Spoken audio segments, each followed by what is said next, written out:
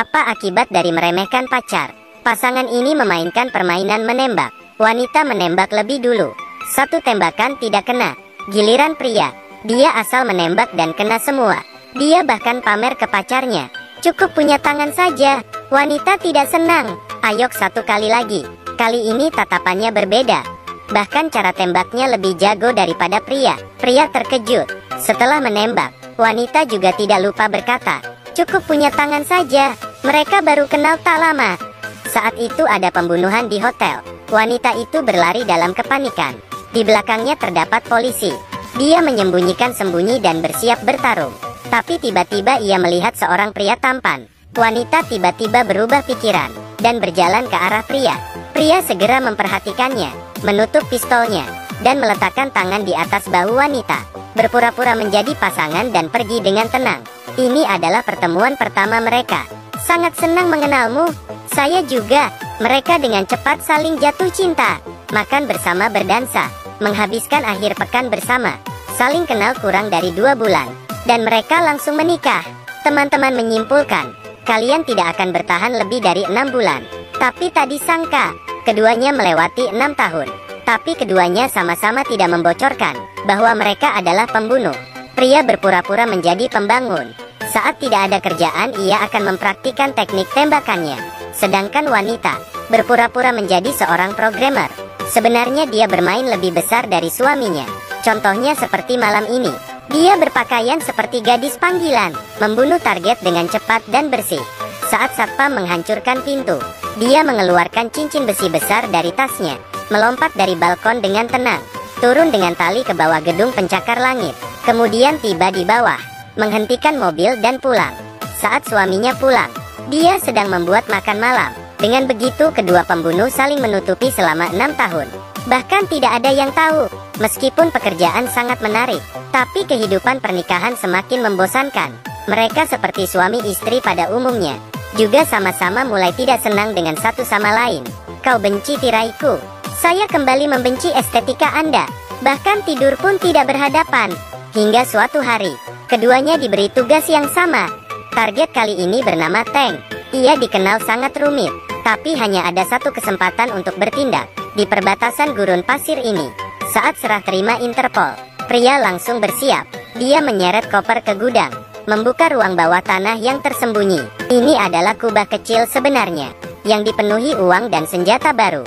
Tapi ia tidak tahu, istrinya jauh lebih pintar darinya. Membangun ruang rahasia tepat di belakang oven sederhana. Menekan tombol. Semua jenis senjata juga tidak kalah mengesankan. Bahkan wanita memiliki tim yang lengkap, dengan mudah menyelesaikan tugas. Saat hari itu tiba, keduanya berbohong sedang berbisnis ke luar kota. Wanita telah meletakkan perangkap lebih awal, dan dengan santai menunggu target terjebak. Tapi pada saat itu, tiba-tiba muncul sebuah mobil, dan menghancurkan semua perangkapnya. Wanita ini dalam hati memarahi orang idiot ini. Tak disangka idiot ini adalah suaminya. Hanya melihat pria itu berjalan keluar dengan bazooka, wanita itu terkejut. Ini bukan orang biasa. Dia memutuskan untuk menembak pria. Tentu saja pria mengenakan rompi anti peluru dan tidak terluka. Tapi dia langsung marah. Orang bodoh mana yang menghambatinya bekerja? Dia mengambil bazooka dan memberi satu tembakan. Gubuk itu hancur berkeping-keping. Wanita justru menaiki motor dan pergi. Tak perlu dikatakan lagi, misi keduanya dinyatakan gagal. Kedua pihak bos sangat marah. Memberi batas waktu 48 jam. Menemukan orang yang mengacaukan dan ditangani dengan bersih. Jika tidak maka tanggung sendiri konsekuensinya. Pria menemukan laptop wanita dari reruntuhan, menyerahkan ke ahli teknologi perusahaan, dan menemukan alamat pengirimannya seperti tidak asing. Dia pergi ke sana sendiri untuk melihat. Ternyata penerima adalah istrinya sendiri. Sedangkan di waktu yang sama, wanita melihat dari kamera pengawas dan mengenali suaminya. Suamimu menelepon." Dia bertanya makan jam berapa. Beritahu dia jam 7. Ini adalah pesta yang sesungguhnya. Suami menuangkan istri air anggur dan sengaja melepaskannya. Istri secara tidak sadar langsung menangkap botol. Mampus. Reaksinya terlalu cepat. Tersenyum. Wanita ingin memperbaiki, tapi telah tidak bisa disembunyikan. "Biar aku membersihkannya. Aku saja." Reaksi pertama pria adalah bergegas ke kamar dan mengambil sebuah pistol. Tapi tak disangka, wanita mengendarai mobil dan pergi. Pria itu berlari mengejarnya dengan tergesa-gesa. Secara tidak sengaja menekan pistol. Peluru hampir mengenai istrinya. Wanita mengira pria ingin membunuhnya. Pria masih mencoba menjelaskan, tapi istri dengan tidak ragu menabraknya. Pria masih tetap berusaha memecahkan jendela mobil dan masuk. Tapi wanita itu melompat langsung keluar mobil. Kita harus mengobrol. Pria sangat marah dan mencari sahabatnya. Di sisi lain wanita juga mencari sahabatnya untuk minum. Teman keduanya berkata, "Sudah saya bilang ia tidak bisa diandalkan. Membohongimu selama 6 tahun. Menggunakan pernikahan sebagai penutup. Dan mempermainkanmu." Dengan begitu kesalahpahaman semakin besar. Keduanya tidak bisa tidur sepanjang malam. Hari kedua, wanita lebih dulu pulang untuk membereskan barang. Tidak sengaja melihat video pernikahannya. Ia sedikit tergerak. Tapi saat pria kembali ke rumah itu telah kosong. Bahkan kubah kecilnya juga dicuri habis. Pria tidak tahan dan pergi ke perusahaan wanita. Dia bernegosiasi dengan istrinya, berkata bahwa pekerjaan kita sama. Jika kamu mau mengalah dengan baik, maka aku akan melepaskanmu. Bagaimana mungkin wanita menurutinya? Dengan satu perintah menghancurkan semua bukti, dan kemudian mengaktifkan tombol, memasang kabel di gedung yang berlawanan. Seluruh tim berhasil lari dalam waktu 1 menit. Ketika pria itu masuk, ia hanya berbalik dan tersenyum.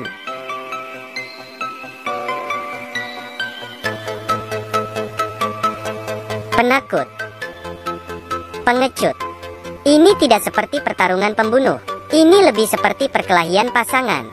Ronde pertama wanita menang. Tak lama kemudian, pria sekali lagi mencari wanita.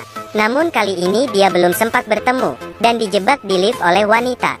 Persyaratan wanita sama seperti pria, entah mengakui kekalahan atau mati.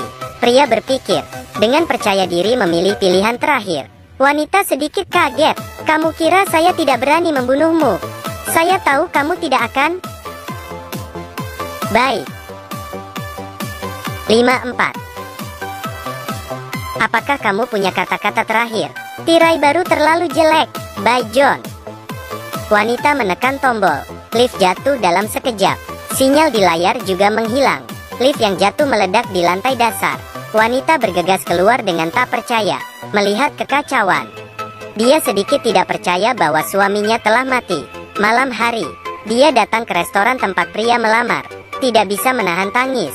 Sedangkan waktu ini, pria muncul secara ajaib. Dia lembut seperti biasanya, tapi kali ini ia datang untuk meminta cerai. Ternyata siang tadi ia bersembunyi di lift lain, selamat dan aman. Tapi melihat istrinya begitu kejam padanya, ini membuat ia terluka. Keduanya berdansa untuk terakhir kali. Pria menyalahkan wanita, menggunakan pernikahan untuk menutupi status pembunuhnya. Wanita sangat sedih, berbalik dan lari ke dalam toilet. Pria tahu ini pasti adalah jebakan lagi. Seperti yang disangka, toilet tiba-tiba meledak. Para tamu melarikan diri berbondong-bondong. Sedangkan wanita telah bercampur dalam kerumunan. Pria mengejar keluar. Wanita itu menghilang. Sedangkan di bajunya terdengar suara bom waktu. Mundur-mundur. Kali ini pria benar-benar kecewa.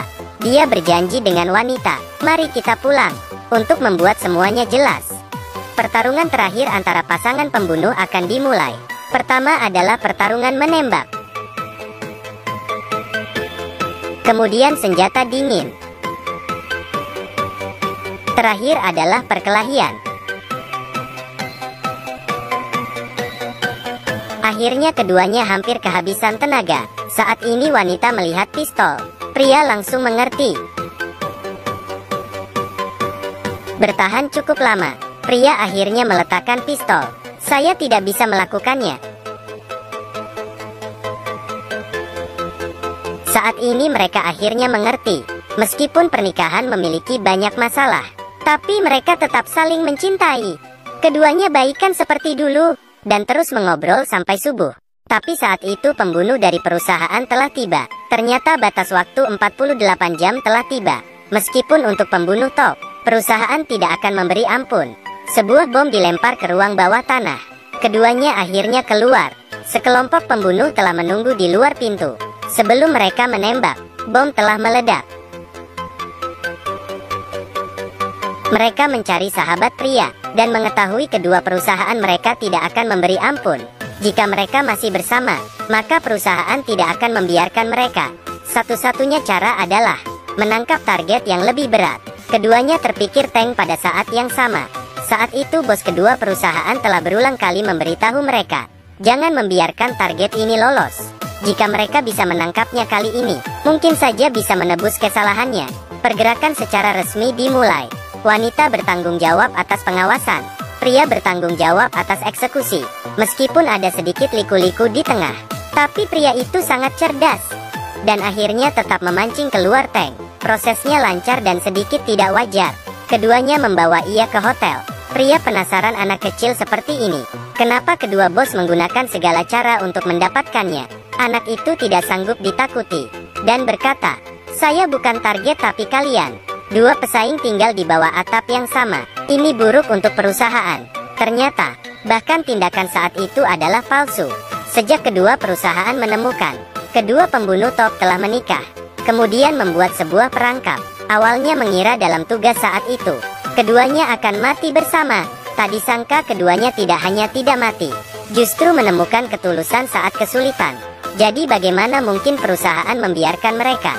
Benar saja terdapat pelacak di sabuk pria itu. Sedangkan di luar jendela, kekuatan besar telah mengelilingi mereka. Tapi perusahaan gagal. Keduanya bersembunyi di selokan, dan lolos sekali lagi. Tapi apakah mereka harus terus bersembunyi? Kemudian keduanya membuat keputusan besar. Daripada hidup sendiri, mending kita bertarung terakhir kalinya. Gunakan kekuatan untuk menunjukkan tekad untuk bersama pada perusahaan.